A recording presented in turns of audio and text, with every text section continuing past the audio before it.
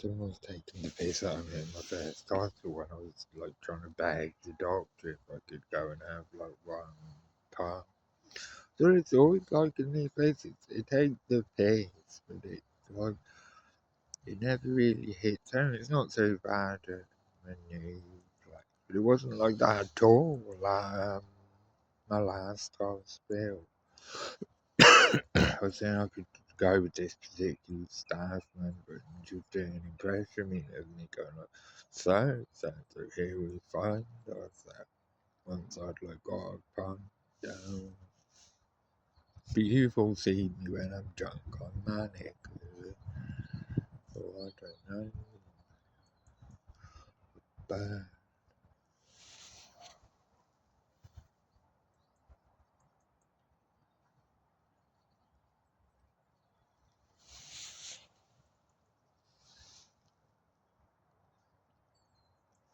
quite liking the beard director. It doesn't look so good in this bright sun because it shows up gin.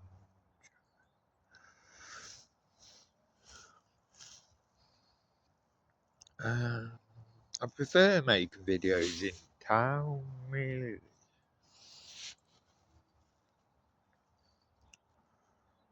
Because it's a bit weird making them with no one around because there's no energy to buzz or some disturbing dreams last night where I seemed to sort of, I mean, I won't talk about it too much, and it seemed to all make sense in the dream, but then I woke up and then I couldn't quite remember exactly what it is I'd realised, but I seemed to realise all my brother's secrets. And then I was saying to him, you have a lot of repressed hatred for me, mate. I was saying it's okay, you can just say you hate me, I don't mind. And I was sort of saying I have a lot of repressed love for you.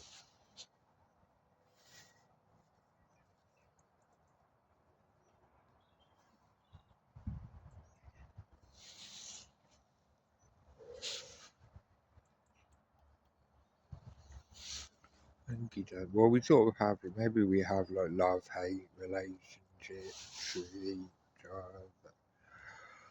Because I think he does love me sometimes, so he used it.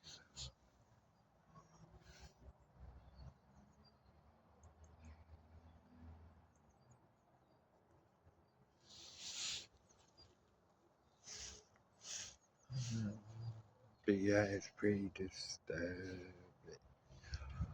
The one I had the night before, I forgot to talk about it. Well, no, I mean, I can't remember that one probably. I was just in this weird, like, I can't remember it properly.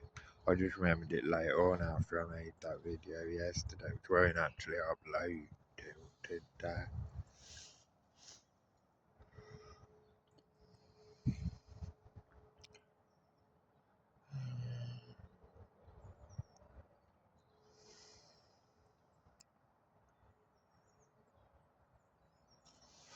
What else could I do? I haven't done any political commentating for a while. What are the raging politically? I mean, there's the war in Gaza, but I don't know enough about that to really comment. You'd have to kind of, I mean, obviously you see all these pictures of like flooded camps and you hear reports of people dying and so on, but then you never know who to believe with stuff like that. I mean, the one in Sudan is obviously pretty terrible.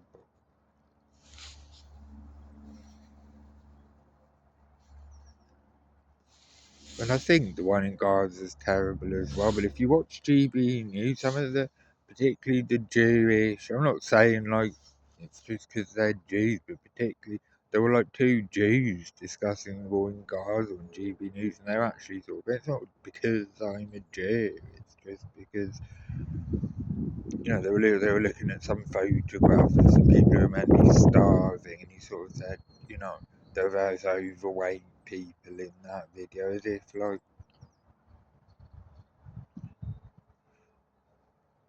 But it's like just because a few overweight people in the video, it doesn't mean some of the other people aren't starved.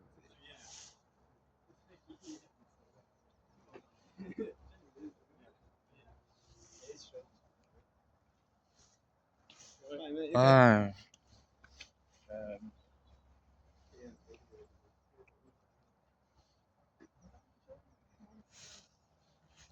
I mean, it is a bit sort of the dumb thing to hate Israel. I do get that. It is like the lefty sort of thing to be very anti-Israel in certain like parts of cities where if you're not anti-Israel, then you're kind of you're seen as lesser kind of thing. But then it is probably pretty terrible what's going on there. The way that, and then there was make out, oh, we only target terrorists, but like, isn't it like 80% of the buildings there are damaged or destroyed? And that would sort of suggest 80% of people there are terrorists, which I doubt they are.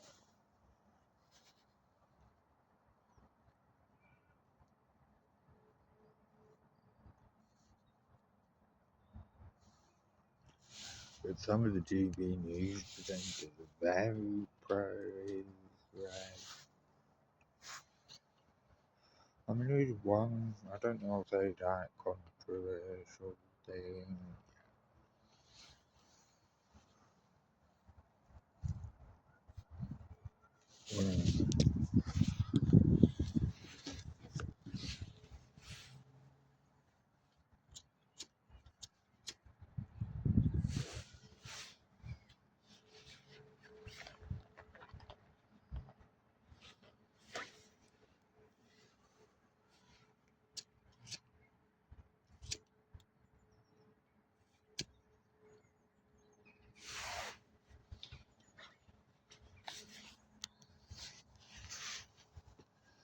I mean, I do completely understand, like, the concept of, like,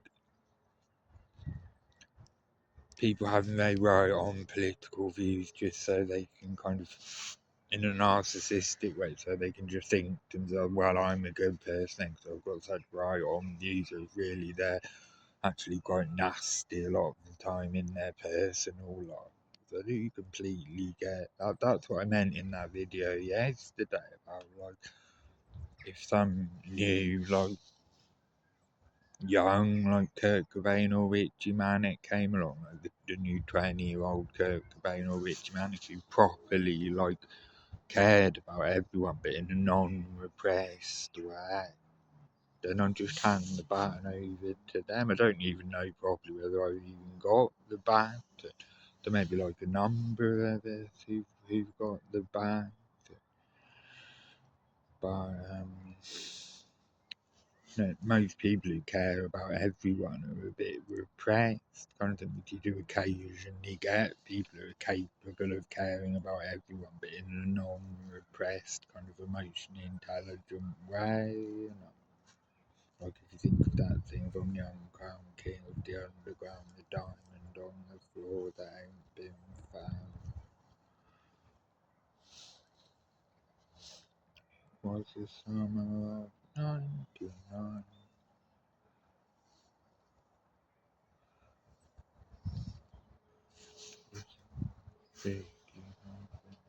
Morning.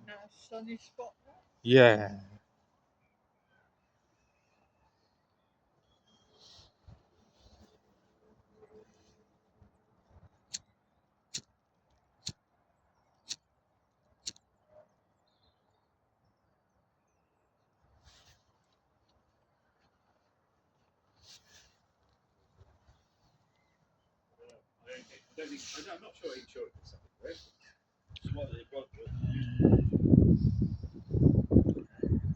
I am quite old now, but I don't feel old. Like I look quite old in that picture. But like when I look at my hands, they look like the hands of a kind of 20 something. My face doesn't look like the face of a 20 something. Maybe I've got Claire Cage syndrome and I don't really realise it. suppose if lots of people watch this video, you can Google what Claggett syndrome.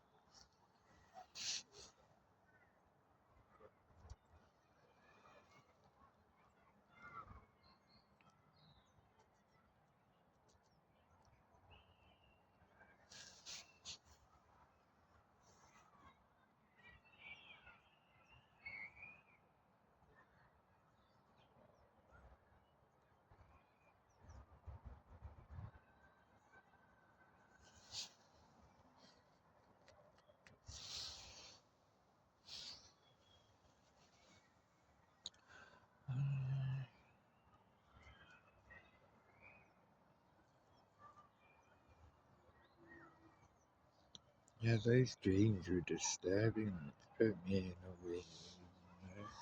I seem to find out all my brother's dark secrets. And then I was sort of saying, if it's okay, mate, just say you hate me, I don't mind. And then in the end, he sort of goes, I hate you. He just says it in like a shouting whisper kind of thing, like he can't get it out properly.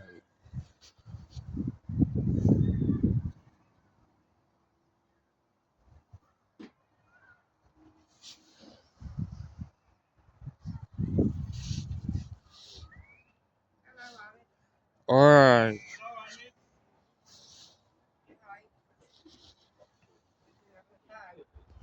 yeah. Have you been to the shop? No, just come and stand down here. I'm just going on my phone. Where are you going out? Sorry? Are you going to town or something? No. Just ground leave. No, Nisa, but I didn't go to the Nisa because I ended up just buying loads of crap if I go to the Nisa. See you later.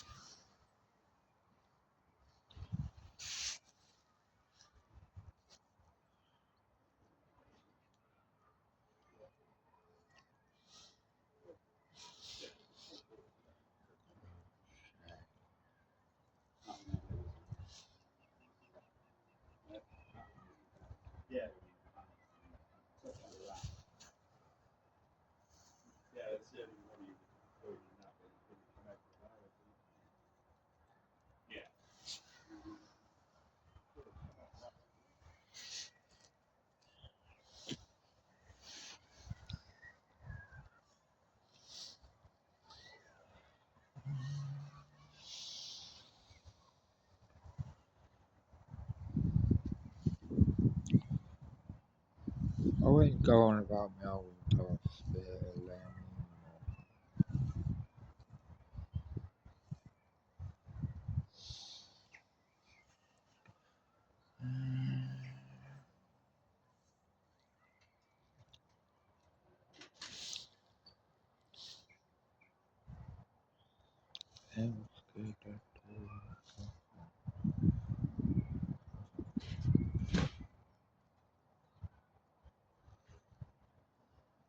I know if I'm going to go into politics, I'm going to have to speed up and not be so slow. But it's sort of, if you're in a situation like mine, there can be sort of an advantage to not jumping to conclusions sometimes because you might blame the wrong person. But it doesn't seem to actually sort of slow down how quick I get out of hospital being slow. So just work everything out that happened afterwards or some of it, but it never like particularly bothers.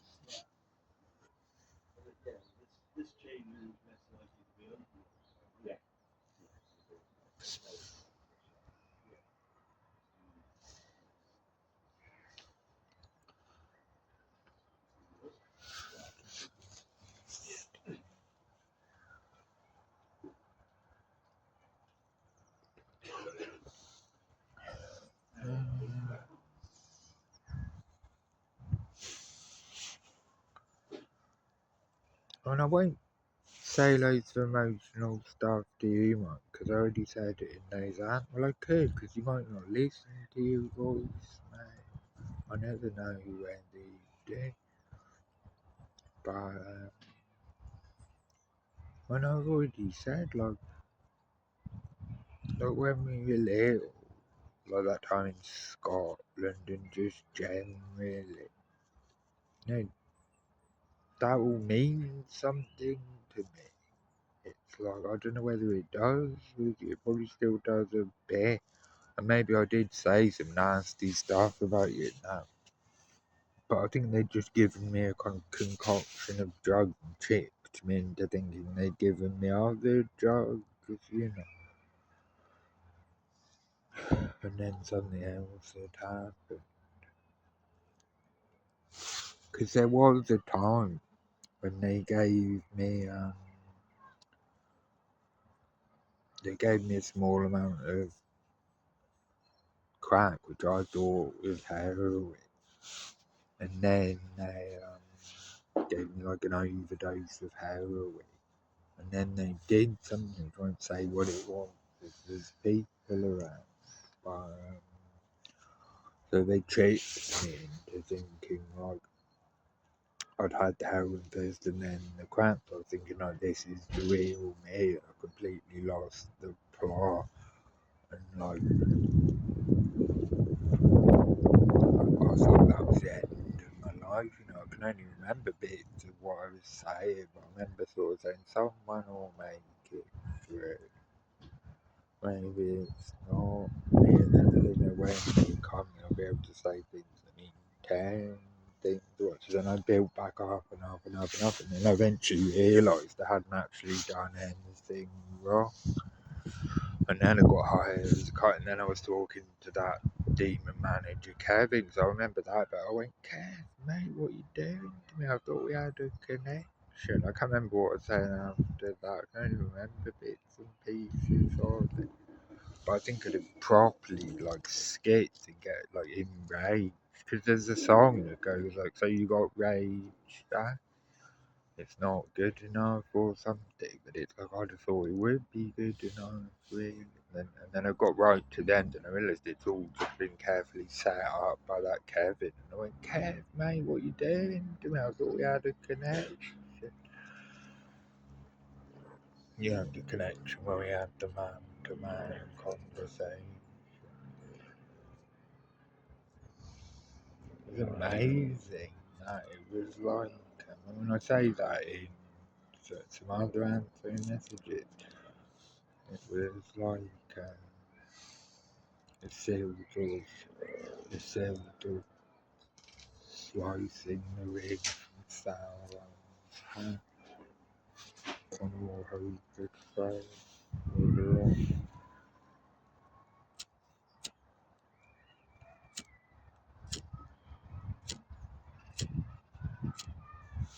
When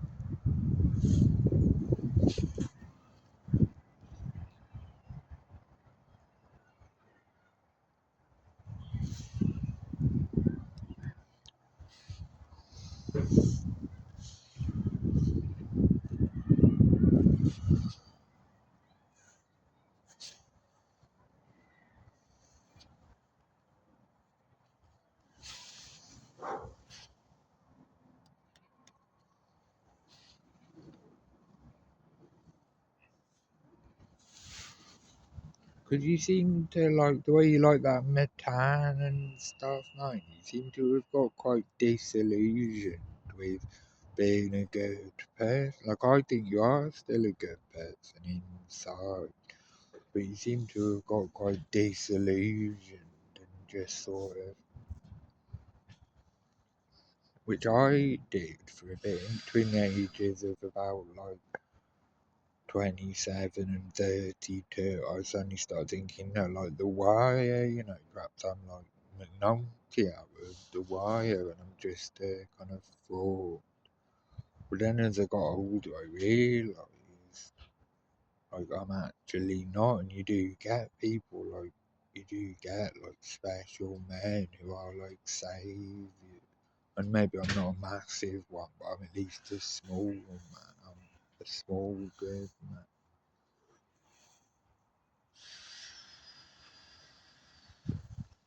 Because you watched The Wire a lot, didn't you? And that may be your new ethic online, that it's like everyone's compromised and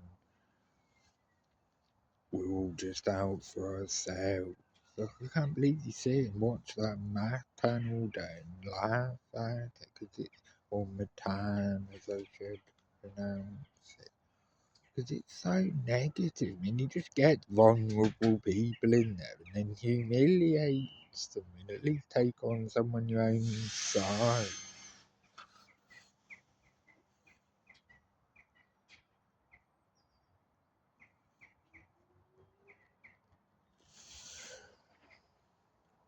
Like I said, I'd go on it if I was allowed to smoke a massive spliff of like premium quality skunk furs and drink solidly throughout the interview.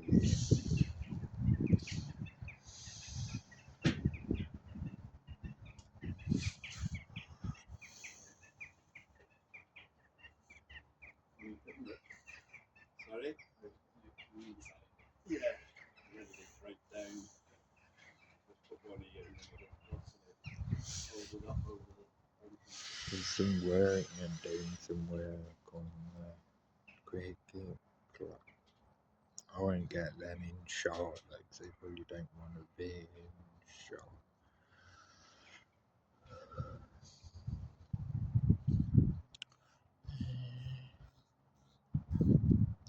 I don't know.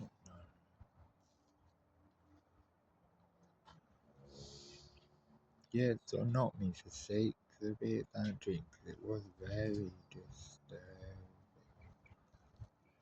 Because I think the way mum and dad look at it is now I've said that whole stuff on you about you when I've just been like given a cocktail of drugs and checked into that. I think they sort of think, oh, he shouldn't be allowed to help his brother, and it does so help him. But dad doesn't care. I mean, I shouldn't be saying it public. I mean, I will say it publicly. All dad cares about is it looking like the three of you are a happy family, so he can like go down well in his. He doesn't actually care about you. He just wants you to get some kind of respectable job and kind of fit in with like the Hill family.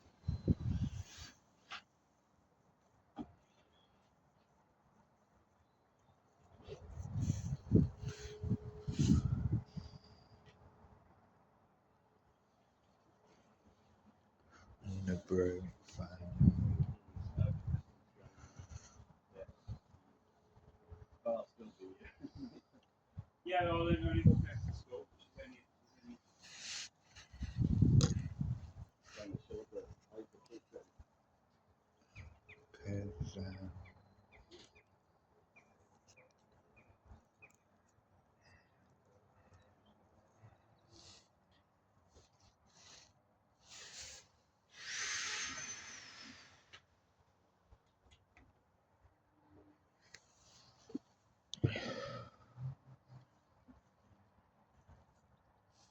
Cause, although you actually got your well-being, I can see that you are talented. You do have a lot going, but it's just like your attitude that's wrong. But you never take on board any of my advice about your attitude.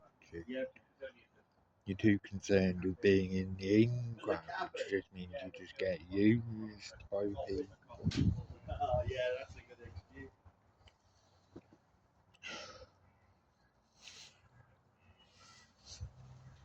Because I'm not really concerned about being in crap. I just want to be happy. I don't know whether you know what happiness is. Happiness isn't, just getting on with people. Getting on with people's pleasure. But it's not happiness. Happiness is the thing that comes in from inside that fills you up and makes you see beauty in the world and laugh. And you should go to a 12-step rehab, really.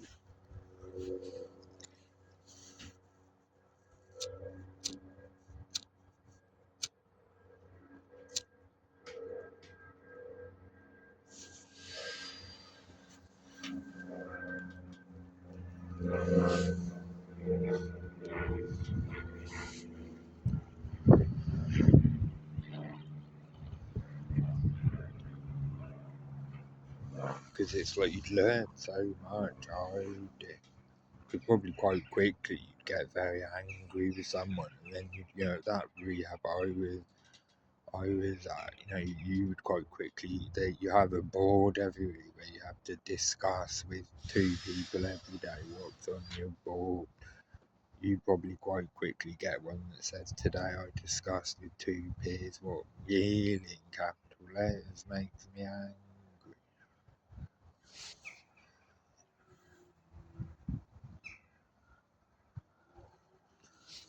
I think I know why you're angry. Because you are a good person inside, you are a nice person, but you've sort of been let down by so many people. You think I've let you down. And then Papa arrived and you thought he was your saviour, but he just sort of corrupted you. And now you're just really sort of confused and guilty and you sort of think, well, at least I'm cool. But it's quite a sort of repressed, defensive form of cool. You don't express your emotions much, you just express your thoughts.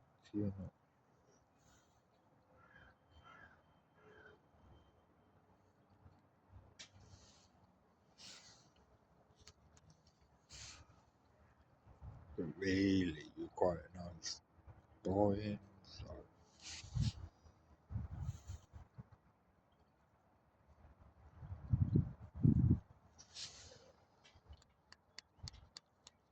You're just angry. And like I said, you feel like I've let you down when you used to have loads of respect for me until you met Pop. And then you thought Pop was gonna lead you into this amazing life, and I don't know whether he has or not. But it's quite a sort of defensive sort of life where you're just sort of defending yourself all the time, taking the piss and only expressing yourself at certain moments. If you're a good person, you can express yourself all the time.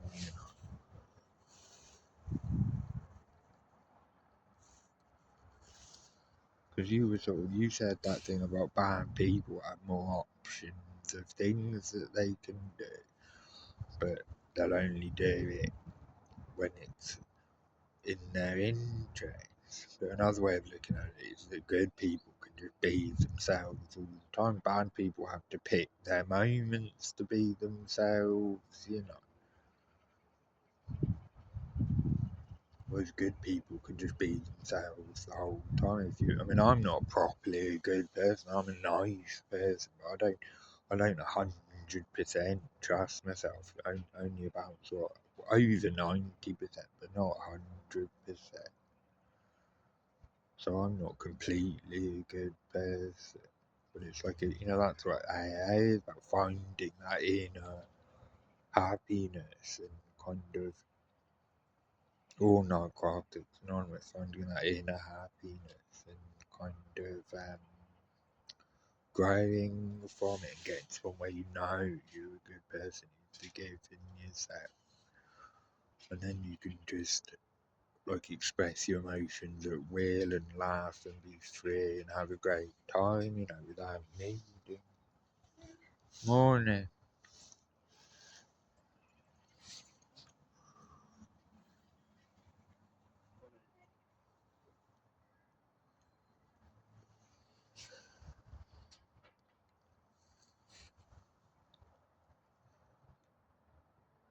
And then another thing I'd say is, like, I don't know whether you watch this video, I'll say it when I come to your house as well, but this game I'm making is going to be really good. You know, we can make some money out of it, but if you help me, we'll finish it a lot quicker. And then we can spend that money on things like making mum and dad's life better before they get too old, you know. It's really coming on, but it's like a very good computer game. So it's like, you could work on a completely separate area. Like, I'm hoping when I come to your house, I can convince you to work on the graphics, because that's a separate class that doesn't overlap with any of the other classes. So you can just quietly work, don't have to put loads of time into it, but just a few hours a week. And just like work around it and get the graphics really nice while I work on the main class.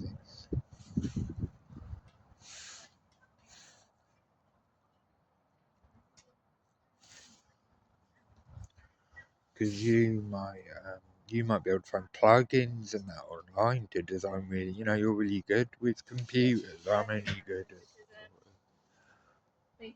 only good at programming computer games in Java. You probably research it online and find plugins and sort of find things you can use to make proper professional graphics with meshes and so on.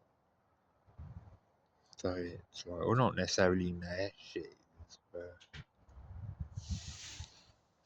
I'm really hoping you can actually crack on with that. And then we can make this game and it will look professional and it will be professional. And then just sell it, bring out an initial free version. And then after about a year, bring out a second version which we sell for like $2 or $5 or something.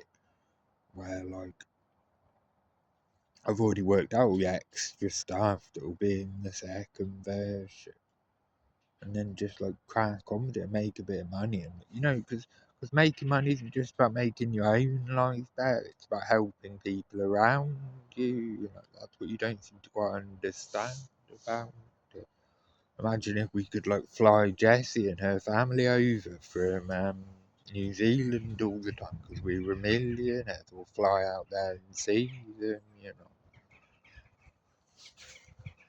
One thing I'd really like to do is, if I made a lot of money, is fly all dad's relatives from America over here.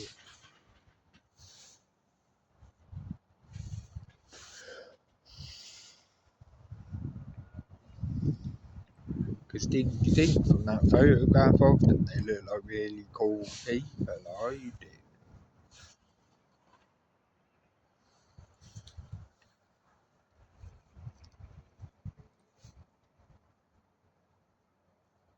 Well,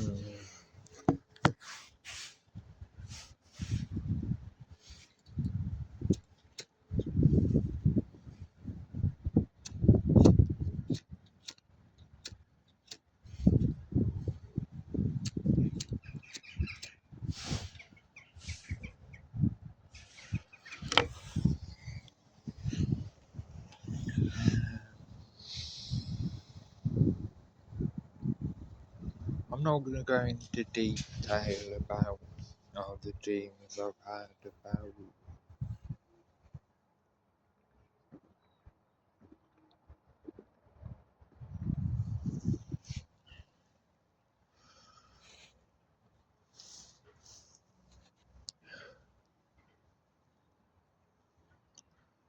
I could talk about one. I don't know when.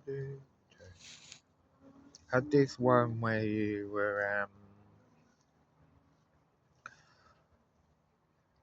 talking about injecting crack and heroin, and you were saying, "Oh, it is amazing," but then you kept injecting it, and it didn't seem to do much to you. And you go, "Oh, trust me, it is amazing," and then you smoke crystal meth afterwards. You seem to say. I'm not completely clear what crystal meth does.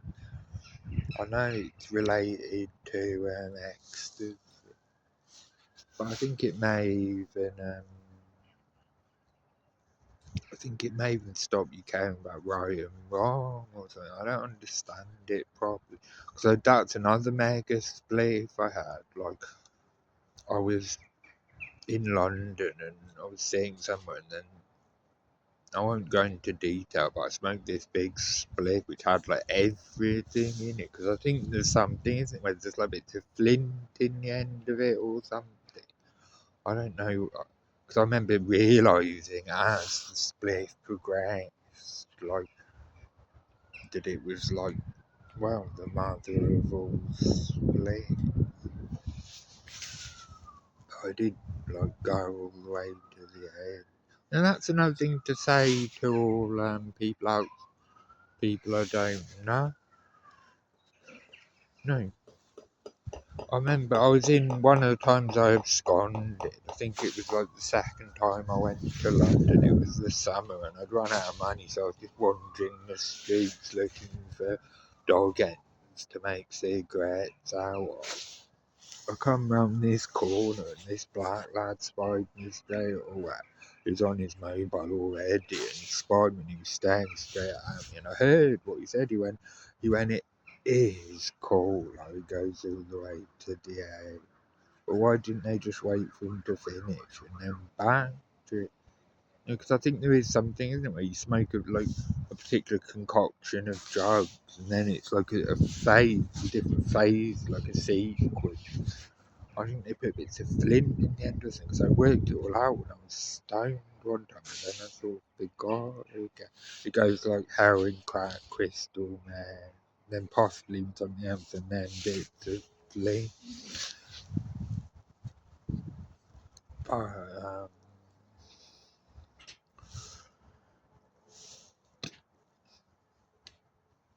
when I told them that at my old hospital at Sedgley House when I got back, they couldn't help but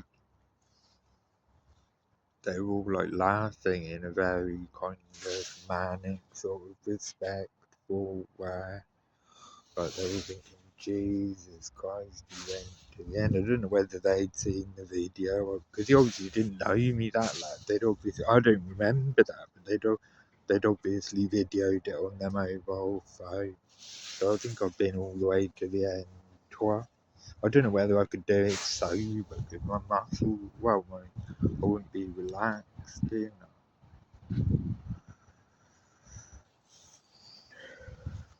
I'll just see what time it